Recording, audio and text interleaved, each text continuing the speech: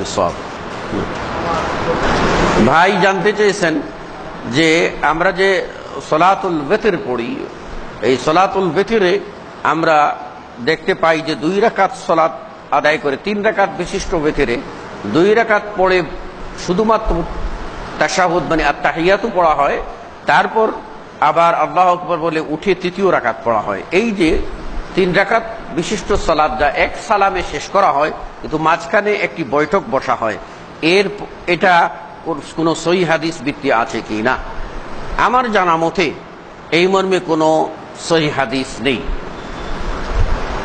3 রাকাত সালাত আদায় করলে মাঝখানে 2 রাকাত পরে বসে আত-তাহিয়াতু পড়ে উঠে যেতে হবে, এই মর্মে কোনো বর্ণনা, সহিহ বর্ণনা আমার জানা মতে আসমানের নিচে জমিনের উপরে আছে বলে কোনো প্রমাণ আমি পাই নাই। তো বলবেন যে আপনি কত বড় আলেম হয়েছেন। আমি বড় আলিম নই, আমি একজন তালেবে ইলম, ইলম তালাশকারী। তা আমার তালাশে সাধনায় এ পর্যন্ত মিলে নাই। কোনো বিজ্ঞ ব্যক্তি পেয়ে থাকলে দিতে পারেন। তবে যেটা আমি জানি সেটা হলো যে তিরমিজির একখানা সহিহ হাদিস আছে যেখানে রাসূল সাল্লাল্লাহু আলাইহি ওয়াসাল্লাম পরিষ্কার করে রাসূলের আমল আয়েশা রাদিয়াল্লাহু আনহা উল্লেখ করেছেন যে আল্লাহ নবী সাল্লাল্লাহু আলাইহি ওয়াসাল্লাম তিনি যখন ওয়িতর পড়তেন 5 রাকাতের মাঝখানে ওয়িতর পড়িলে এর মাঝখানে তিনি কোনো বৈঠক করতেন না, বসতেন ইল্লা ফি আখিরিহিন্না, কেবলমাত্র 5 রাকাতের শেষে অর্থাৎ 5ম রাকাতে গিয়ে বসতেন।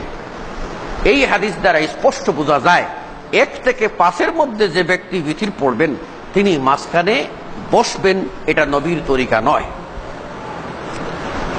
এখন যে যারা মাঝখানে বসার যে রেওয়াজটা চালু করেছেন তাদের কোনো স্পষ্ট দলিল নেই।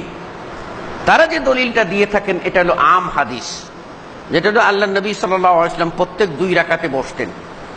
তো প্রত্যেক 2 রাকাতে রাসূল সাল্লাল্লাহু আলাইহি ওয়াসাল্লাম বসছেন, 2 রাকাত পড়ে বসছেন, আবার উঠেছেন, উঠে আরো 2 রাকাত পড়েছেন আসরে, আরো 2 রাকাত পড়েছেন জোহরে, আরো 2 রাকাত পড়েছেন এশায়, আরো 1 রাকাত পড়েছেন মাগরিবে। দলিল আছে। প্রত্যেক 2 রাকাত পরে বসেছেন, সালাম ফিরিয়ে নিয়েছেন, দলিল আছে।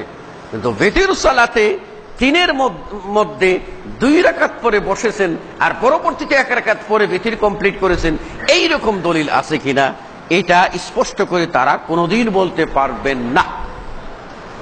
আমি নির্দ্বিধায় বলতে পারি কোনোদিন বলতে পারবেন না। সুতরাং অতিরিক্তভাবে এই আমল করা ঠিক নয়। আমার হাতে আছে কিছু প্রশ্ন।